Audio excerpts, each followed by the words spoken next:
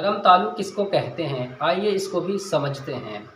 ऊपर तालु में एक गोश्त का टुकड़ा लटका हुआ है। जब ये ज़ुबान का पिछला हिस्सा यानी ज़ुबान की जड़ इस गोश्त के टुकड़े से जो लटका हुआ है, ज़बान जब लग जाती है तो काफ अदा होता है। लिसानी मखारिज किसको कहते हैं? लिसान कहते हैं ज़ुबान को, टंग को, जैसा कि आप स्क्रीन पर देख रहे हैं।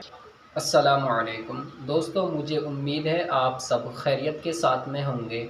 जैसा कि आप जानते हैं, पिछली वीडियो में हमने अदनाए हलक़ के बारे में पढ़ा था। मुझे उम्मीद है आपने उस किलात को पूरा ज़रूर देखा होगा और समझा होगा। तो चलिए दोस्तों, वीडियो को शुरू करते हैं। आज की वीडियो में हम जानेंगे लिसानी मखारिज के बारे में। लिसानी मखारिज किसको कहते हैं? लिसान कहते हैं ज़ुबान को, टंग को, जैसा कि आप स्क्रीन पर देख रहे हैं। ज़ुबान के अंदर 10 मखारिज पाए जाते हैं, जिनसे 18 हरूफ अदा होते हैं। आप इनको कापी पर नोट कर लें, ये बातें आपके बहुत काम आने वाली हैं। तो आज की वीडियो में हम जानेंगे क़ाफ़ और काफ़ के बारे में।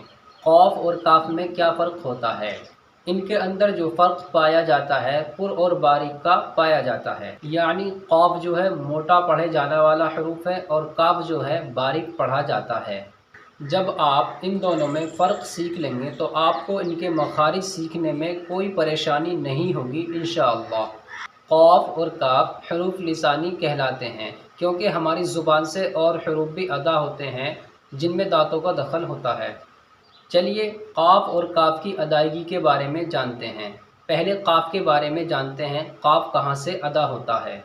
ज़ुबान का पिछला हिस्सा जो होता है उसको अक़साए लिसान कहते हैं। अक़साए लिसान कहते हैं ज़ुबान के पिछले हिस्से को, ज़ुबान की जड़ को, जहाँ से ज़ुबान शुरू होती है। जब ये ज़ुबान का पिछला हिस्सा यानी ज़ुबान की जड़ ऊपर के नरम तालु से लग जाती है तो काफ़ अदा होता है। नरम तालु किसको कहते हैं, आइए इसको भी समझते हैं। ऊपर तालु में एक गोश्त का टुकड़ा लटका हुआ है। जब ये ज़ुबान का पिछला हिस्सा यानी ज़ुबान की जड़ इस गोश्त के टुकड़े से जो लटका हुआ है, ज़बान जब लग जाती है तो काफ़ अदा होता है। जैसे क़ाफ़ ज़बर क़ा, क़ाफ़ ज़ेर क़ी, क़ाफ़ पेश क़ू, क़ा क़ी क़ू। यहाँ पर गौर दें, क़ाफ़ जो है मोटा भी पढ़ा जा रहा है।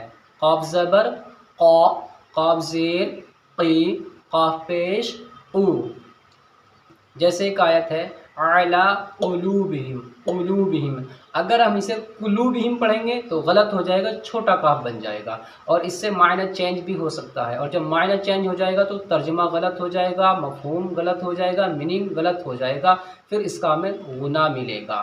क़ुलूबिहिम का जो मतलब है वो होता है दिलों, और अगर हम इसे पढ़ देंगे क़ुलूबिहिम यानी छोटे काफ से तो क्या हो जाएगा, ये कुत्तों हो जाएगा। दिल का मायना जो है वो कुत्तों में बन जाएगा। किसकी वजह से? क़ाफ़ को काफ पढ़ने की वजह से। तो इस बात का आप ख़ास ख्याल रखें। कुरान करीम को ठीक तरह से पढ़ें, जो हर्फ जहाँ से निकलता है उसको वहीं से ही निकाल लें, वरना आप कुरान शरीफ को गलत ही पढ़ेंगे।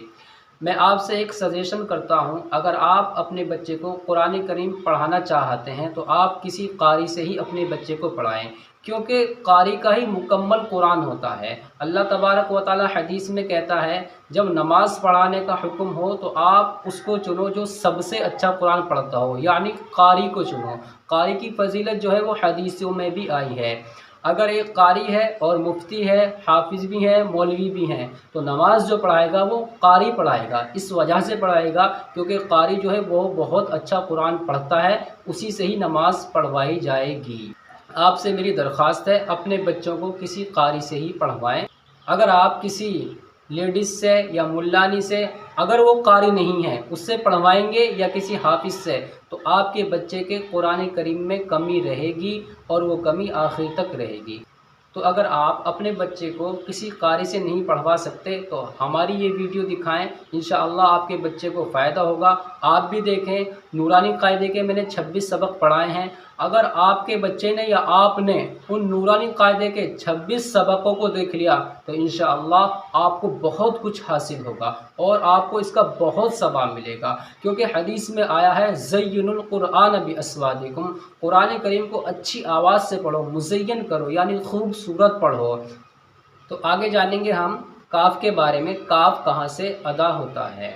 زبان کا جو پچھلا حصہ ہوتا ہے یعنی زبان کی جو جڑ ہوتی ہے وہ اٹھ کر سخت والے تالو سے، تو ایک تو نرم تالو ہوتا ہے ایک سخت والا، نرم تالو سے جو اٹھ کر زبان لگے گی یعنی زبان کی جو جڑ لگے گی وہاں سے تو قاف نکلے گا، جب زبان کی جڑ اٹھ کر کے سخت تالو سے لگے گی تو وہاں سے کیا نکلے گا؟ کاف، نہ کہ نرم تالو سے۔ اب ہم جانیں گے سخت تالو کہاں پر ہوتا ہے۔ جہاں سے قاف ادا ہوتا ہے وہاں سے ہٹ کر تھوڑا سا آگے کی طرف سخت تالو شروع ہو جاتا ہے، تو یہیں سے یہ کاف ادا ہو جاتا ہے۔ اب سمجھتے ہیں ہم دونوں کاف کے بارے میں۔ قاف جو ادا ہوتا ہے، زبان کی جو ہماری جڑ ہے یعنی پچھلا حصہ جو ہے وہ جب نرم تالو سے گوشت کے لٹکے ہوئے ٹکڑے سے لگتا ہے یعنی چپک جاتا ہے تو قاف نکلتا ہے، اور جب چھوٹا کاف نکلتا ہے یعنی کاف جو نکلتا ہے یہ کیسے نکلتا ہے؟ جب ہماری زبان کی جڑ تھوڑا سا نرم تالو سے ہٹ کر آگے کی طرف لگ جائے تو یہاں سے کیا نکلے گا؟ کاف نکلے گا۔ بس آپ اس بات کا خیال رکھیں۔ اس کی میں آپ کو ایک مثال دیتا ہوں چھوٹے کاف کی۔ کاف زبر کا، کاف زیر کی، کاف پیش کو، کا کی، آواز کو سنیں آپ، کا کی کو، اور وہاں پر کیا آواز تھی؟ قو قی قو۔